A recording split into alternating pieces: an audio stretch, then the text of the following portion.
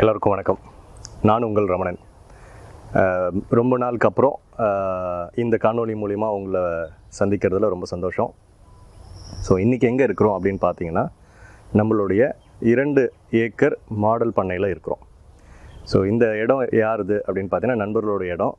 நண்பர் ஒரு 2 வருஷத்துக்கு முன்னாடி அவருடைய வீட்டு தேவைக்காகவும் அவருடைய பண்ணை வந்து தற்சார்பு முறையில் இருக்கணும், அவர் செய்யக்கூடிய செலவுகள் எல்லாத்தையும் வந்து இந்த பண்ணையிலிருந்தே வந்து சமாளிக்கணும் அப்படின்றது நோக்கத்தில் இந்த பண்ணையை வந்து உருவாக்கணுன்ற எண்ணத்தில் நம்மளை வந்து அப்ரோச் பண்ணாங்க. அப்போது நாம் இதை எப்படி யோசித்தோம் அப்படின்னு பார்த்திங்கன்னா, நம்மளுடைய 15 வருஷ விவசாய பயணத்திலிருந்து பெறப்பட்ட அனுபவத்தை கொண்டு நம்ம இந்த பண்ணையை வந்து வடிவமைச்சோம். இந்த பண்ணையில் அவங்க என்னென்னலாம் அவங்க யோசிச்சிருக்காங்க அப்படின்னு பார்க்கும்பொழுது, ஒரு வீடு, கொஞ்சமாக வந்து காய்கறிகளுக்கான இடம், அவங்களுடைய தேவைக்கான தானியங்கள் வரக்கூடியது, பருப்பு வகைகள், பழங்கள் அப்படின்னு சொல்லிட்டு நம்ம பார்க்கக்கூடிய ஒரு அடுக்கு முறைகள். அதை நம்ம சொல்லக்கூடிய அந்த பல அடுக்கு, 5 அடுக்காக இருக்கட்டும், இல்லைனா மேற்கொண்டு எத்தனை அடுக்குகள் நம்மளால் எடுக்க முடியுமோ, அது கீரையாக இருக்கட்டும், காய்கறியாக இருக்கட்டும், கொடி வகைகளாக இருக்கட்டும், பழங்களாக இருக்கட்டும், தானியங்களாக இருக்கட்டும், இந்த மாதிரி வந்து என்னென்னலாம் செய்ய முடியுமோ இது எல்லாத்தையுமே வந்து செய்கிற விதத்தில் இது இருக்கணும். அவங்களுடைய தேவைகளை முதல்ல பூர்த்தி பண்ணணும். அதுக்கு ஆகிற செலவும் அதுலேருந்து வரக்கூடிய மிகுதியால் சமாளிக்கணும் அப்படின்ற ஒரு நோக்கத்தில் இது வடிவமைக்கப்பட்டது. இப்போ இந்த இடத்துக்குள்ளே வந்து இது எவ்வளோ பெரிய இடம் அப்படின்னு பார்த்தீங்கன்னா 2 ஏக்கர். இந்த 2 ஏக்கருக்குள்ளே ஒரு வீடு, அடுத்ததாக பார்த்தோன்னாக்கா மிகுதி அப்படின்னு வந்துச்சுன்னா அதை வந்து மதிப்பு கூட்டுதல் செய்கிறதுக்கான ஒரு இடம். அது இல்லாமல் அவங்களுக்கு தேவையான அந்த ஊட்டச்சத்து மேலாண்மை, நம்ம ஜீவாமிர்தம் செய்கிறதாக இருக்கட்டும், இல்லை பஞ்சகவ்யா செய்கிறதாக இருக்கட்டும், இதெல்லாம் செய்கிறதுக்கான ஒரு இடம். நீர்ப்பாய்ச்சனம் மேலாண்மைக்காக இருக்கக்கூடிய ஒரு இடம். ஸோ இரிகேஷன் சிஸ்டம் சப்போர்ட் பண்ணக்கூடிய ஒரு இடம். அது இல்லாமல் அவங்களுக்கு வீட்டுக்கு தேவையான எரிபொருள் உருவாக்கக்கூடிய ஒரு பயோகேஸ் ஒரு அமைப்பு, இதெல்லாம் சேர்ந்த மாதிரி ஒரு திட்டத்தை வந்து பண்ணணும் அப்படின்றது அவங்களுடைய தேவையாக இருந்துச்சு. ஸோ இதை நம்ம மனசில் வச்சுக்கிட்டு ஆரம்ப காலத்தில் நம்ம ஒரு நிலத்தை ஆய்வு பண்ணிவிட்டு ஒரு வடிவமைப்பை நம்ம உருவாக்கி கொடுக்குறோம். ஸோ அந்த வடிவமைப்பு எப்படி ஆனது அப்படின்றத நம்ம வந்து இன்றைக்கி தோட்டத்தை சுற்றி வரும்போது பார்க்கலாம். ஸோ ஏன் நம்ம இன்றைக்கி இங்கே வந்திருக்கிறோம் அப்படின்னு பார்க்கும்பொழுது, இப்போது நம்ம நண்பர் வந்துட்டு இதை யாராவது எடுத்து பண்ணால் சிறப்பாக இருக்கும், அப்போ யார் எடுத்து பண்ணலாம் அப்படின்ற ஒரு தேடுதல் இருக்கும்பொழுது, நானும் எனக்கு ஒரு 2 ஏக்கர்லேயோ இல்லை 3 ஏக்கர்லேயோ ஒரு மாதிரி பண்ணை உருவாக்குனா நல்லாயிருக்கும். ஏன் அப்படின்னு பார்த்தோம்னா, இன்றைக்கி காலகட்டத்தில் எல்லார் கையிலையும் எவ்வளோ இடம் இருக்குது அப்படின்னு நான் பார்க்கும்பொழுது, 1 ஏக்கர்லேருந்து அதிகபட்சமாக ஒரு 5 ஏக்கர் வந்து சராசரியாக எல்லாருக்கிட்டையும் இருக்கிறத பார்க்குறேன். அப்போ அந்த 1 ஏக்கர் அப்படின்னு வச்சுருக்கிறாங்க, இல்லை ஒரு சராசரி 2 ஏக்கர்லேருந்து 3 ஏக்கர் வச்சுக்கிறாங்கன்னா, அதை எப்படி நம்ம வந்து தற்சார்பு விவசாய முறையத்தை வந்து அப்ளை பண்ணலாம், கடைபிடிக்கலாம், அது சார்ந்து அவங்களுக்கு வருவாய் எப்படி கொண்டு வரலாம், லாபம் வருமா, அவங்களுடைய குடும்பத்தை வந்து அதை நோக்கி அவங்களால பயணிக்க முடியுமா அப்படின்றத வந்து மனசில் வச்சுக்கிட்டு தேடுதல் இருந்தது. அப்போ தான் நம்ம நண்பர் நானும் அவரை சந்தித்து பேசும்பொழுது ஒரு வாய்ப்பை உருவாக்கிக்கிறோம். அப்போ நானே இந்த இடத்த வந்து எடுத்து பண்ணலாம் அப்படின்ற ஒரு நோக்கத்தில் இதை வந்து நம்ம எடுத்துட்டோம். இப்போது நம்ம எடுத்திருக்கக்கூடிய இந்த காலமானது வந்து பார்த்திங்க அப்படின்னா மழை காலம். இப்போ வரக்கூடிய மழை பருவத்தில் நம்ம எடுத்த உடனே வந்து விவசாயம் செய்ய முடியாது. உதாரணத்துக்கு உடனே காய்கறிகள் வந்து விவசாயம் பண்ணணும் அப்படின்னா நிறைய வேலைகள் இருக்குது. வரக்கூடிய மழையானது நம்மளுடைய மகரந்த சேர்க்கையை பாதிக்குமா, மகசூல் எடுக்க முடியுமா அப்படின்னு பார்க்கும்போது நிறைய சேலஞ்சஸ் தான் நமக்கு. அப்போது அதெல்லாம் நம்மளுடைய அனுபவத்தை பயன்படுத்தி இப்போ இந்த நிலத்தை தயார் பண்ணக்கூடிய வேலைகளை நம்ம எடுக்கலாம். ஸோ இது சார்ந்த வேலைகள் அடுத்து ஒரு வருஷத்துக்கு இங்கே என்னென்ன நடக்குது, இதை நேரடியாக உங்களோட நான் வந்து பகிர்ந்துக்கலான்ற ஒரு நோக்கத்தோடு தான் இந்த பதிவு வந்து உங்களுக்கு கொடுக்குறோம். ஸோ என்ன பண்ண போகிறோம் அப்படின்னு பார்க்கும்பொழுது, இந்த மாதம் இப்போ நம்ம செப்டம்பரில் இருக்கிறோம். இப்போ நம்ம நிற்கக்கூடிய இந்த நிலமானது வந்து பார்த்திங்கன்னா களிமண் அப்படின்றதுனால கிட்டத்தட்ட ஏரிக்கு ரொம்ப பக்கத்தில் இருக்கிறதுனாலையும் இங்கே நீர்த்தேக்கமானது கொஞ்சம் கூடுதலாக இருக்கும். அப்போ நம்ம வடிவமைக்கும் பொழுது இந்த நீரை வந்து வடிக்கக்கூடிய அளவில் ஒரு வடிகாலும் நம்ம உருவாக்கியிருக்கோம். இருந்தாலும் அது களிப்பு மண் அப்படின்னு சொல்கிறதுனால அதை தேக்கி வைக்கிற கெப்பாசிட்டி வந்து பார்த்திங்கன்னா இதுக்கு அதிகம். அப்போ இந்த சூழலில் இந்த நிலத்தை நம்ம எப்படி மேம்படுத்தணும், அது இல்லாமல் நீங்கள் இப்போ நம்ம சுற்றி வரும்போது பார்க்கலாம், இந்த வயலில் பார்த்திங்கன்னா அருகம்புல் அதிகம். இப்போ இந்த அருகை வந்து நம்ம சுத்தமாக கட்டுப்படுத்தணும், இல்லை அதோட ஒன்றி போகணும்னா நம்ம சில வேலைகள் செய்ய வேண்டியது இருக்குது. அப்போ உடனடியாக நம்ம வந்து களை எடுத்து அவ்வளோ செலவு பண்ணி கட்டுப்படுத்த முடியுமானா கண்டிப்பாக முடியாது. அப்போ உடனடியாக நமக்கு மூடாக்கு இதை போடுறதுக்கு ஏதாவது இந்த இடத்துக்குள்ளே மூடாக்கு இருக்குமான்னு பார்க்கும்போது மூடாக்கும் குறைவாக இருக்குது. களை எடுக்கக்கூடிய பொருட்களும் நமக்கு மூடாக்காக பயன்படுத்தலாம். ஆனால் அந்த மூடாக்கானது நம்மளோட அருகை கட்டுப்படுத்த முடியுமான்னு பார்க்கும்போது குறைவான வாய்ப்பு தான் இருக்குது. அதனால் வேறு என்னென்னலாம் செய்யலாம் அப்படின்ற ஒரு எண்ணத்தில் நம்ம வந்து ஒரு திட்டம் தீட்டி வச்சுருக்கிறோம். அதிகமான கார்பன் கரிமம் மிகுதியாக இருக்கக்கூடிய பொருள் என்ன, அதை பயன்படுத்தும் போது நம்ம அருகை கட்டுப்படுத்த முடியுமான்னு பார்க்கும்போது மரத்தூள் நம்ம இப்போதைக்கு தேர்ந்தெடுத்துருக்குறோம். இந்த மரத்தூளில் வந்து பார்த்திங்கன்னா நிறைய விஷயங்கள் உள்ளடங்கியிருக்கு. அதிகமான அளவில் கார்பன் சொல்லக்கூடிய இந்த பொருள் மூலக்கூறு வந்து அதிகமாக இருக்குது. அதுக்கு உள்ளே போயிட்டு பார்க்கும்போது நமக்கு என்னென்னா லிக்னன் அப்படின்னு சொல்லக்கூடிய இன்னொரு மூலக்கூறு வந்து கிட்டத்தட்ட 30-40% இருக்குது. இப்போ இது என்ன வேலை செய்யும் அப்படின்னு பார்க்கும்பொழுது இதை மக்கக்கூடிய இந்த ப்ராசஸில், அதாவது மரத்தூள் உடனே நம்ம வந்து ஒரு நல்ல பொருளாக நிலத்தில் போடுறதுக்கு இல்லை வந்து தாவரத்துக்கு ஒரு ஊட்டச்சத்தாக இருக்குமான்னு பார்த்திங்கன்னா கிடையாது. அப்போது அதை வந்து இந்த முழுமையாக உரமாக மாற்றணும். இதை கடத்துகிற ஒரு வழிமுறை இருக்குது. அப்போ இப்போ இந்த ப்ராசஸில் வந்து பார்த்திங்கன்னா அதிகமான அதுக்கு நைட்ரஜன் தேவைப்படுது. நிறைய நீரை வந்து உறிஞ்சி வைக்கக்கூடிய தகுதி அதுக்கு இருக்குது. அப்போ இதெல்லாம் நம்ம பார்க்கும்போது இப்போ அடுத்த ஒரு 3 மாதத்துக்கு இந்த நிலத்தை மேம்படுத்தக்கூடிய வேலைகளில் நம்ம இந்த மரத்தூளை பயன்படுத்தி களைகளை கட்டுப்படுத்தலாம்.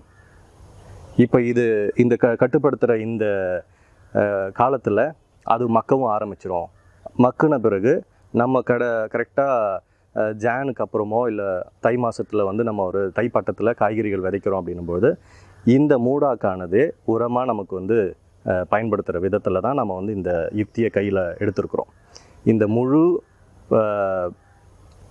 சுழற்சியுமே வந்து உங்களோட அடுத்து வரக்கூடிய மாதங்களில் ஒவ்வொரு மாதமும் என்ன நிலையில் நம்ம இருக்கிறோம், என்னென்ன செய்துட்ருக்குறோம், இதனால் என்ன பலன் நமக்கு கிடைக்குது, அதாவது என்னுடைய அனுபவத்தை உங்களோட நேரடியாக பகிர்ந்துக்கலாம் அப்படின்ற ஒரு எண்ணத்தில் தான் இந்த பதிவு வந்து உங்களுக்கு கொடுக்குறோம். ஸோ வாங்க அப்படியே நம்ம நிலத்தை சுற்றி வருவோம், என்னென்ன எங்கெங்கே செஞ்சுருக்கிறோம், எப்படி செஞ்சுருக்கிறோன்றதை பார்க்கலாம்.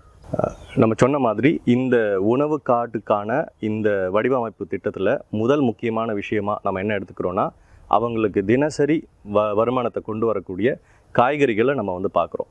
அப்படின்னு பார்க்கும்போது கிட்டத்தட்ட ஒரு ஏக்கருக்கு கொஞ்சம் குறைவான இடத்துல நம்ம வந்து காய்கறி சாகுபடிக்கான ஒரு அமைப்பு உருவாக்கியிருக்கோம். இப்போ இது எந்த மாதிரி அமைப்பு அப்படின்னு பார்க்கும்போது நீங்கள் முன்னாடி பார்த்துருக்கக்கூடிய பதிவில் சொன்ன மாதிரி மேட்டுப்பாத்திகளும் அது சார்ந்த வலைகளும் நம்ம வந்து பார்த்துருப்போம். அதாவது கொடிகளும் மற்ற காய்கறிகளும் ஒரே இடத்துல ஒன்றா வளரக்கூடிய ஒரு அமைப்பு. அதாவது 3 லேயர்ஸ் நம்ம சொல்லலாம். இந்த 3 லேயர் ஃபார்மிங் அப்படின்ற விஷயத்தை வந்து சொல்லலாம். அப்போது ஒரு மீட்டர் அகலமான ஒரு மேட்டுப்பாத்திக்கு பக்கத்தில் ஒரு வெர்டிக்கல் ட்ரெலிஸ்ன்னு சொல்லக்கூடிய செங்குத்தாக நிற்கக்கூடிய வலையை வந்து நம்ம உருவாக்கி வைக்கிறோம். அதன் மூலயமா கொடிகள் அங்கே படுறோம். பக்கத்தில் அருகில் வந்து பார்த்திங்கனாக்கா நம்ம காய்கறி செடிகள், அதாவது கத்திரிக்காய் இருக்கட்டும், இந்த மாதிரி வந்து செடியாக வரக்கூடிய வகைகளை வந்து நம்ம வந்து விவசாயம் பண்ணுறோம். இது இல்லாமல் கீழே நமக்கு வந்து கிரவுண்ட் கவர்னு சொல்லுவோம்.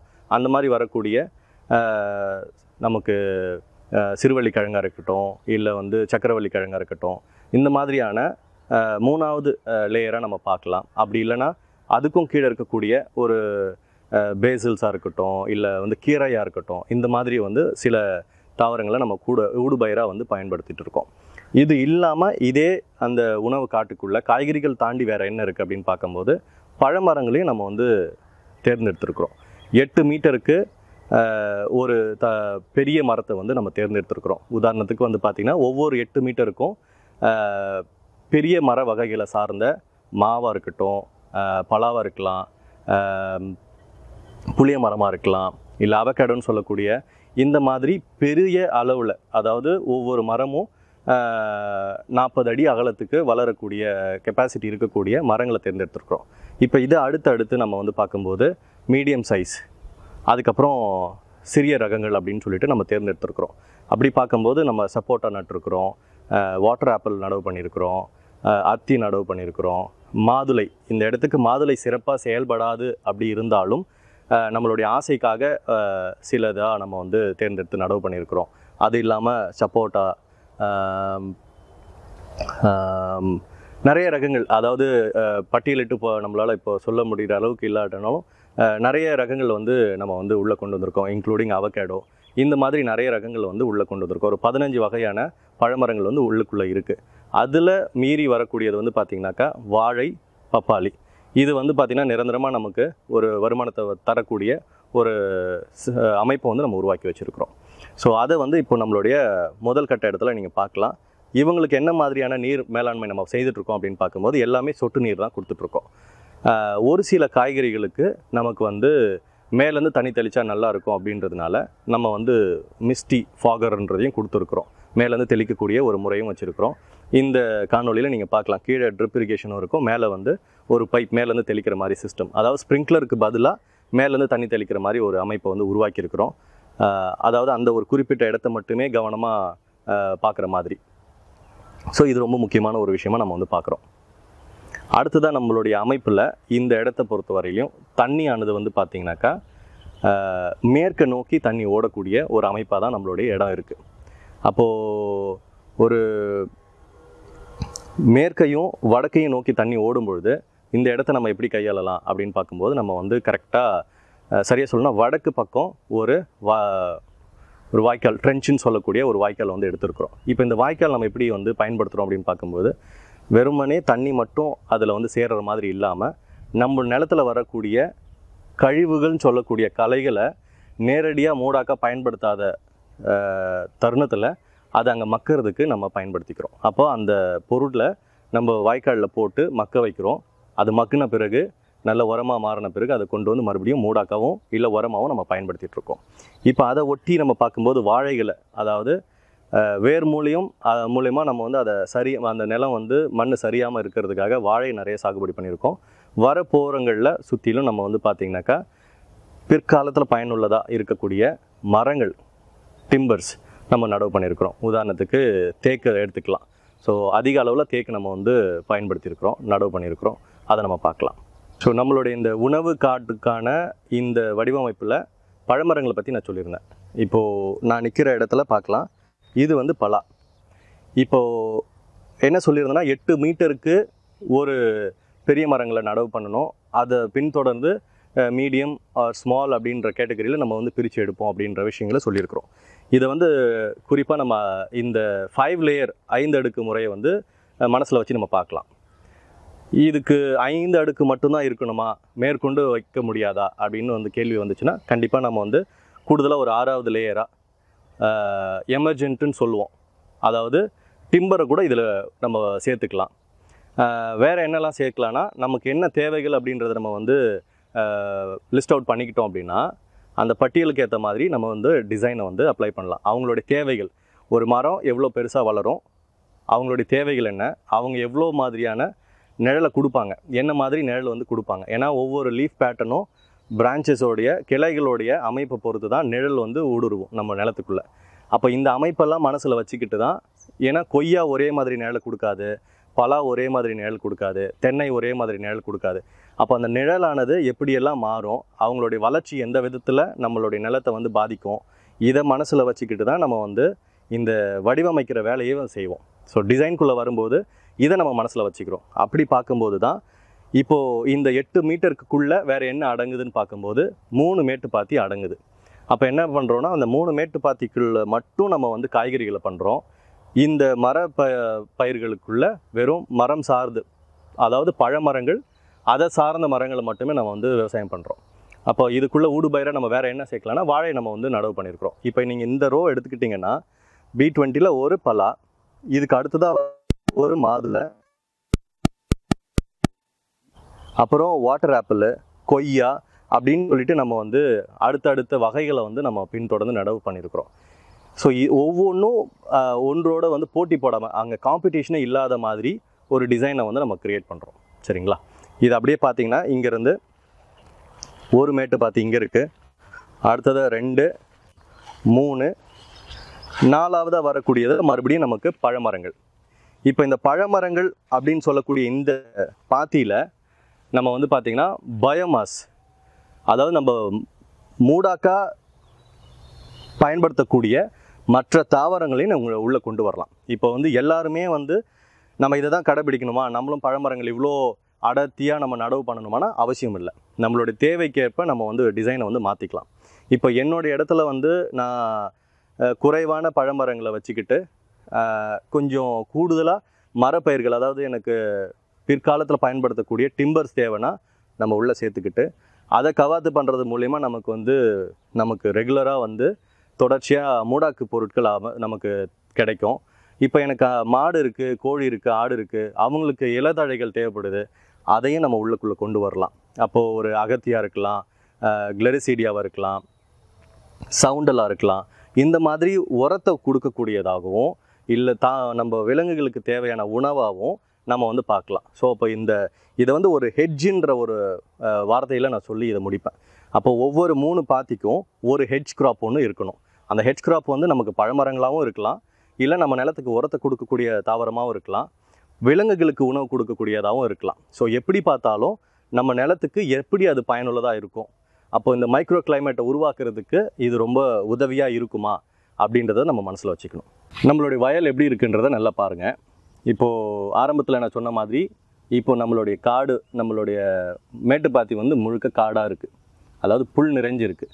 இப்போ இதில் என்ன மாதிரியான புல் அதிகமாக இருக்குதுன்னு பார்த்தீங்கன்னா அருகம்புல் தான் அதிகமாக இருக்குது. நான் சொன்ன மாதிரி இப்போ இந்த மாதிரியான சூழலில் நான் இதை களை எடுத்து திருப்பி மறுபடியும் வந்து காய்கறிகள் போட்டு உடனே சமாளிக்க முடியுமான்னு பார்த்தோன்னா கிடையாது, ரொம்ப சிரமமாக இருக்கும்.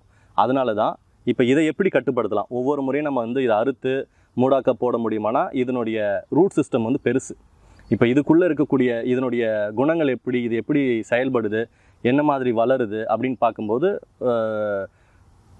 இது அவ்வளோ சீக்கிரம் நம்மளால் கட்டுப்படுத்த முடியாது. அதாவது ஒரு கோரப்புல்லை நம்ம தோண்டி எடுக்கிற மாதிரியோ இது அவ்வளோ ஈஸியான வேலை கிடையாது. என்னென்னா இது பல மீட்டருக்கு கீழே செங்குத்தாகவும் படர்ந்து லேட்ரலாகவும் இது வந்து படர்ந்து இருக்கிறதுனால நம்மளால் கட்டுப்படுத்துறது அவ்வளோ ஈஸியான வேலை இல்லை.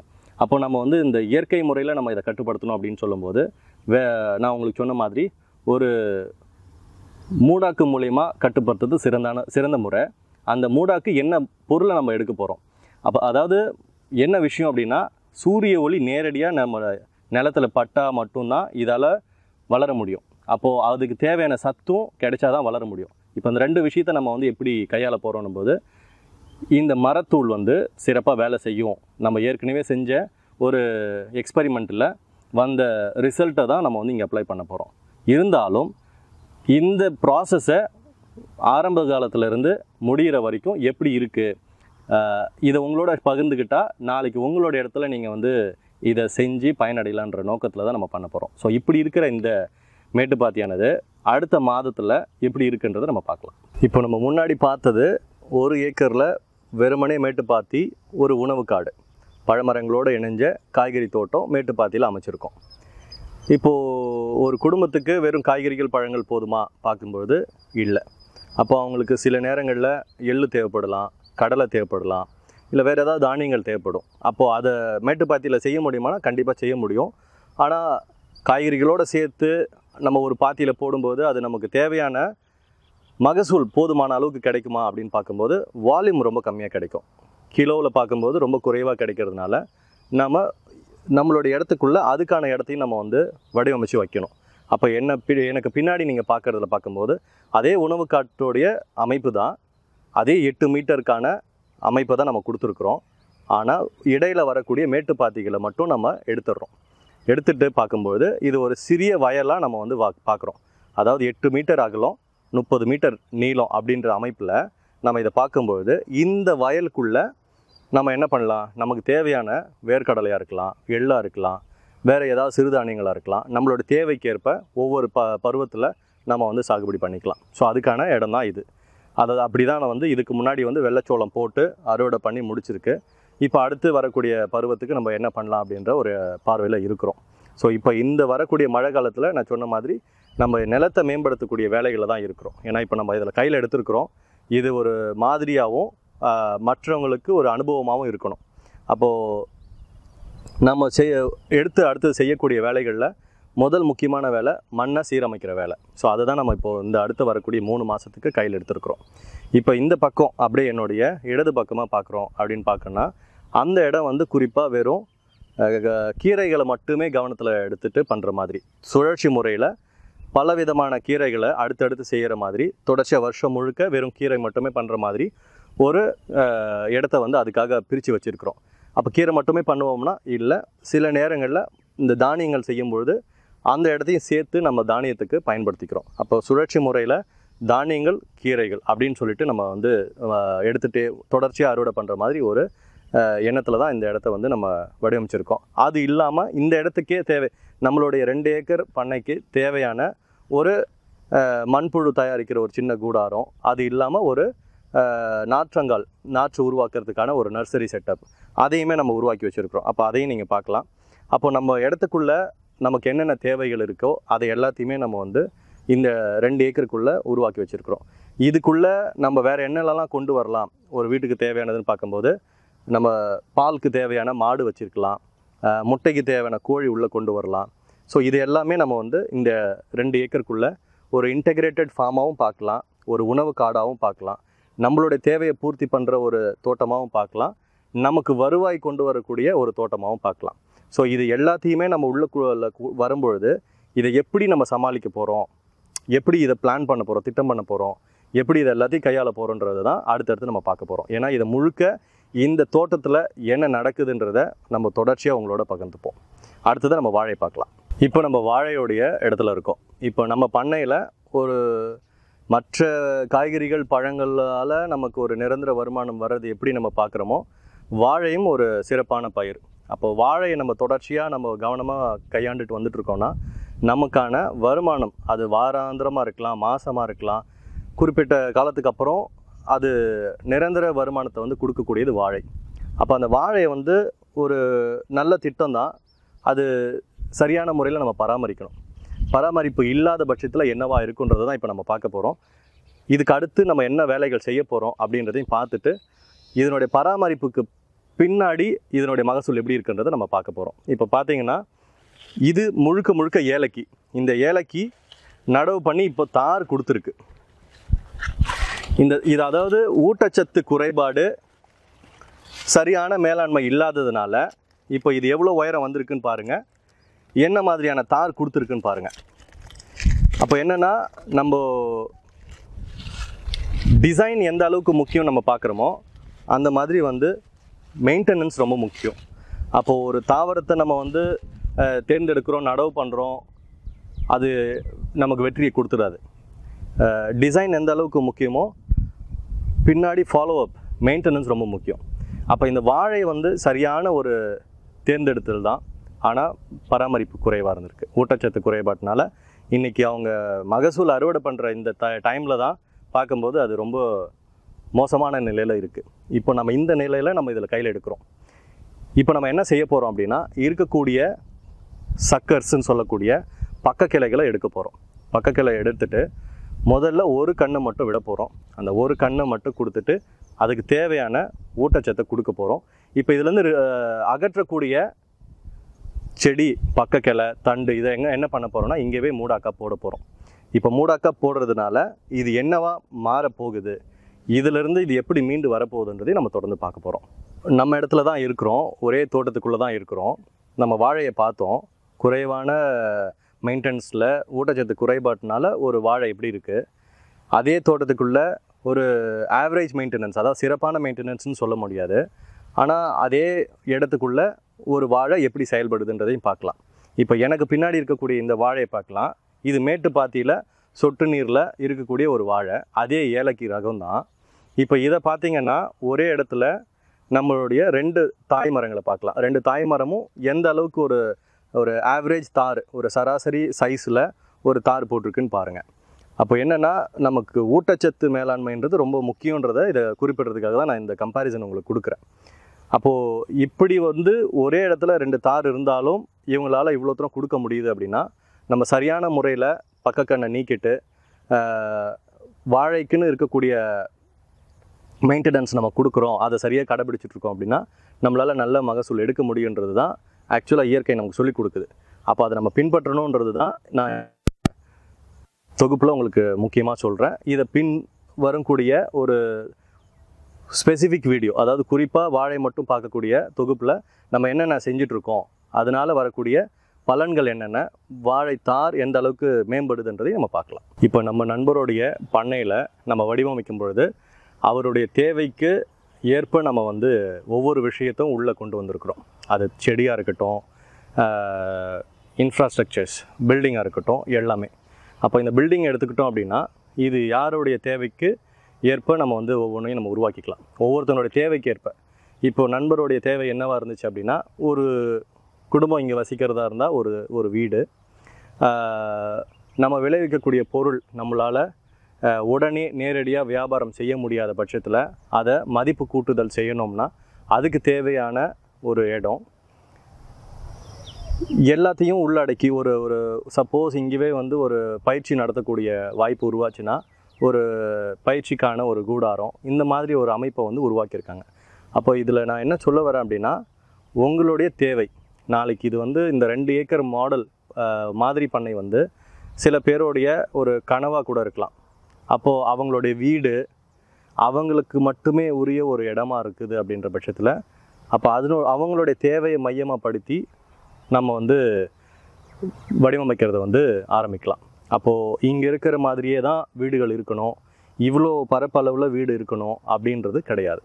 அப்போது இந்த 2 ஏக்கருக்குள்ளே என்னுடைய தேவையானது என்ன, ஒரு 5 பேருக்கான ஒரு 5 பேர் நபர் இருக்கக்கூடிய ஒரு குடும்பத்துக்கான வீடு, அவங்களுக்கு தேவையான ஒரு உணவு கொடுக்கக்கூடிய ஒரு தோட்டம், ஒரு மாட்டு கொட்டகை, ஒரு கோழிக்கான ஒரு கூடாரம் அப்படின்னு சொல்லிட்டு நம்மளோட தேவைகளை உள்ளே கொண்டு வந்து அந்த தேவைக்கான ஒரு இடத்த மட்டும் நம்ம அலோகேட் பண்ணோம்னா போதுமானது.